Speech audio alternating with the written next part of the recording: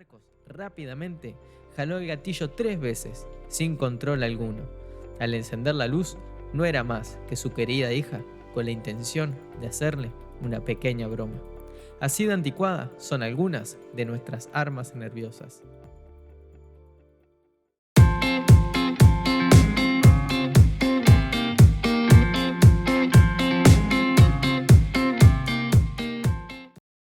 Comencemos con la primera parte de esta gran serie. En cada video resumo entre 1 a 2 capítulos dependiendo qué tan extensos sean. Este libro es bastante largo y denso, así que el desafío es traerlo a ustedes de la forma más sencilla posible. Y al final veremos las lecciones principales. Mi nombre es Gaby Moreira y mi misión es transmitir todo el conocimiento que nos brindan los libros en ustedes de la forma más dinámica posible. Así que si estás interesado, suscríbete y dale a la campanita para que no te pierdas de nada. Sin más, comencemos.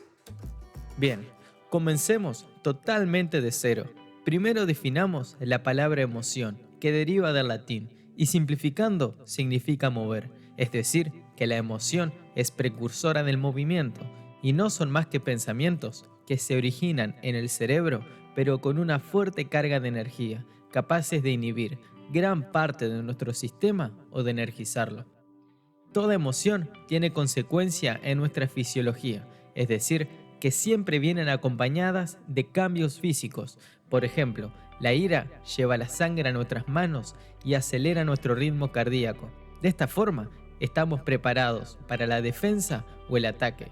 El miedo nos lleva la sangre a las piernas, por eso las caras pálidas, porque circula menos sangre en el rostro, y esto nos permite estar listos para la huida rápida.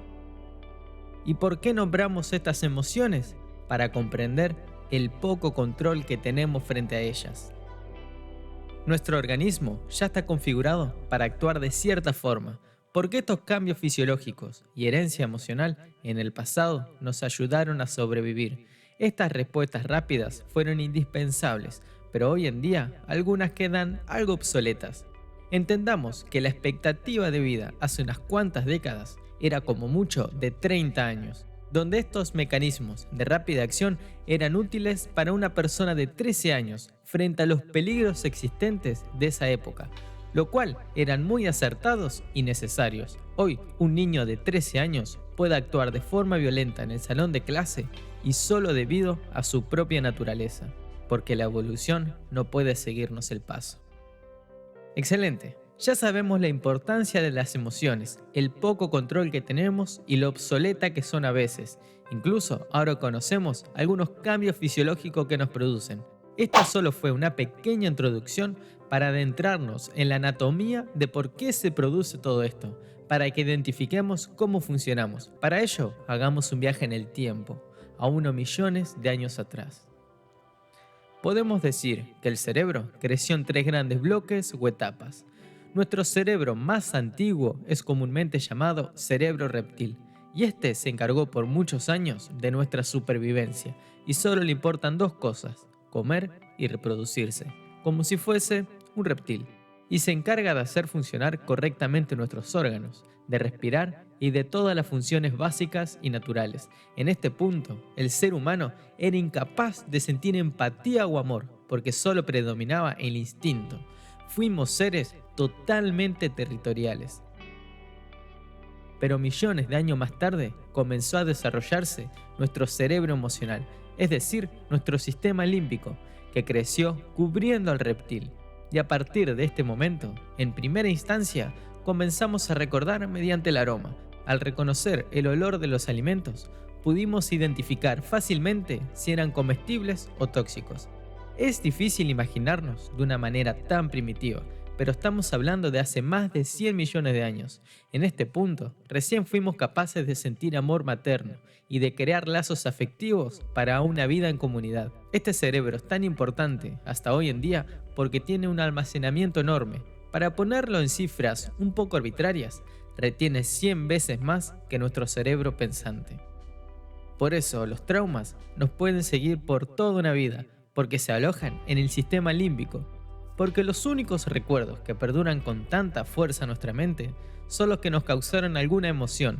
Nunca recordaremos lo que nos dijeron hace 5 años, si esto no causó en nosotros algún tipo de tristeza, de miedo o alegría profunda. Al fin y al cabo, no somos tan racionales como pensamos, porque gran parte de lo que recordamos fue a causa de nuestros sentimientos.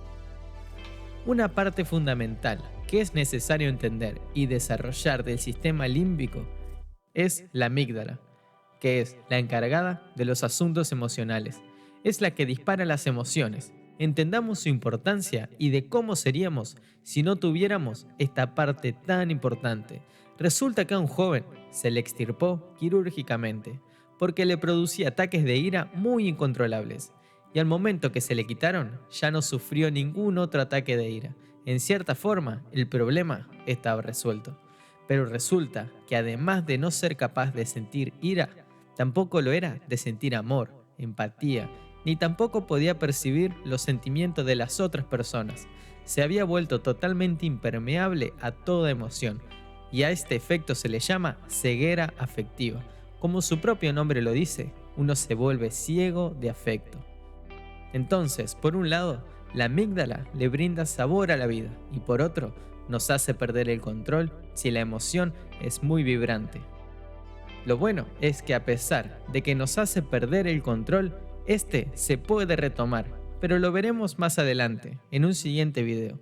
El hecho ahora está en comprender cómo funciona y entender que la amígdala actúa a pesar de todo razonamiento. En verdad, no existe racionalidad alguna en las emociones que surgen, y a eso nos referimos a que no tenemos control alguno. Ilustremos con otro ejemplo, muy explicativo y real.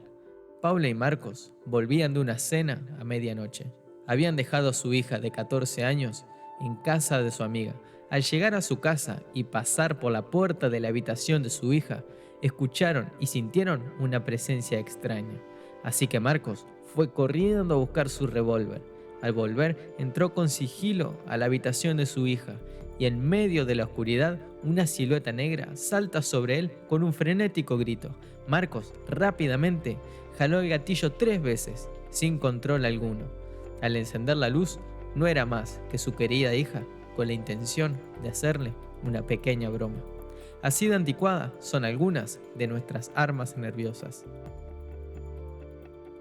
Así es como suele actuar la amígdala, y es el precio que tenemos que pagar por la rápida acción, que como ya sabemos, en el pasado nos hubiesen salvado la vida. Estos rudimentarios errores emocionales se basan en el hecho de que el sentimiento es anterior al pensamiento.